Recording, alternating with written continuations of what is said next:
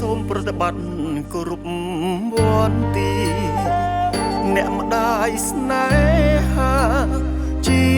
ទីស្រឡាញ់រស់គ្មានក្តីសុខកើតទុកទោមនិញជំងឺពោពេញរូបកាយឥតលហែមួយជីវិតម៉ែស្មោះតែសិល្បៈល្ខោនបាសាក់មហោរីកេអាយ៉ៃកំប្លែងច្រៀងថ្នមបំពេគេស្គាល់ហូហែនៅតែអាឡ័យអីលើអ្នកម៉ែចាស់ណាស់ទៅហើយជីវិតម៉ែអើយកុំសត់ពេកក្រៃច្រៀងលួងសំលេងស្វែងរកកំរៃកូនចៅប្រុសស្រីអាណិតកនឡឈាមជ័រសិល្បៈឆ្លាក់ជាប់ទីសង្ឃឹមខេមរាជួយសណ្ដោះផងគុណម៉ែសែនធំកូនមិនអាចសងទឹកភ្នែកកូនបងជួបម៉ែកុំឃ្លាត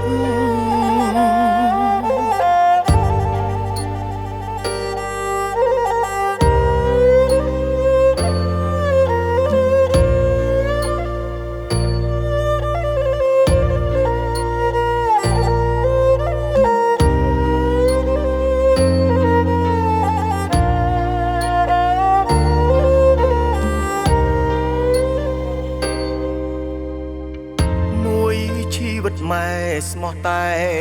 សិល្បៈល្ខោនបាសាក់មហោរីកេអាយ៉ៃកំប្លែងច្រៀងថ្នមបំពេគេស្គាល់ហូហែនៅតែអាឡ័យអីលើអ្នកម៉ែចាស់ណាស់ទៅហើយជីវិតម៉ែអើយកុំសត់ពេកក្រៃ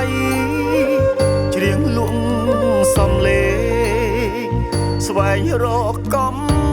រៃកូនចៅប្រុសស្រីអាណិតកនឡឈាមជ័រសិល្បៈឆ្លាក់ជាប់ទីសង្ឃឹមខេមរាជួយសណ្ដោះផងគុណម៉ែសែនធំកូនមិនអាចសងទឹកភ្នែកកូនបងជួបម៉ែកុំឃ្លាតអីលើអ្នកម៉ែចាស់ណាស់ទៅហើយជីវិតម៉ែអើយកុំសត់ពេកក្រៃ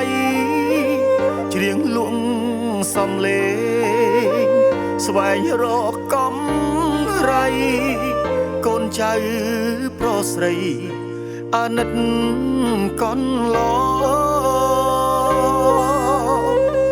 ឈាមជ័រសិល្បៈឆ្លាក់ជាប់ទីសង្ឃឹមខេមរាជួយសណ្ដោះផង